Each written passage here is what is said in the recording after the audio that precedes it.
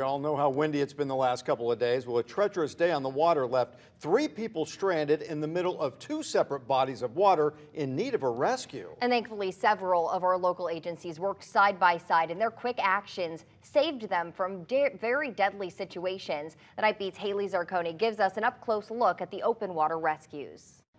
A tale of 2 water rescues. One capsized in the Caloosahatchee, the other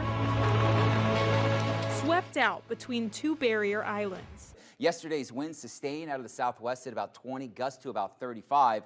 So in terms of windsurfing, yesterday's conditions were ideal. Unfortunately, this gentleman right here may have also tapped into some of those Gulf currents that pushed him offshore as well. He was carried out on his windsurfing board to the middle of Sanibel and Fort Myers Beach. You're watching as the Lee County Sheriff's Marine Unit jumped to his rescue around 5 Monday evening. They believe he was out there for an hour. If you're a windsurfer, you live for these windy and these gusty days, but you also have to know exactly what you're doing. Otherwise, you can get put into some of these life-threatening situations. Moving out of the Gulf and into the Caloosahatchee, 2 kayakers were seen out of their vessel in deep water from above. We're sitting there at Joe's Crab Shack, looking out at the beautiful view of the Caloosahatchee, about ready to order, and I noticed a guy on his kayak, and I was surprised that he was out there with the wind blowing like it was. And then I looked back again a couple minutes later, and I see that he had totally capsized and was floating out in the water. And at one point, I saw him wave his hand in the air, and that to me was just like,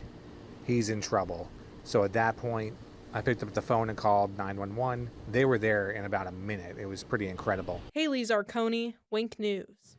The Fort Myers Police Department Marina Unit and the Florida State Guard rescued those kayakers and their kayaks. Both were taken to the hospital and are expected to be okay.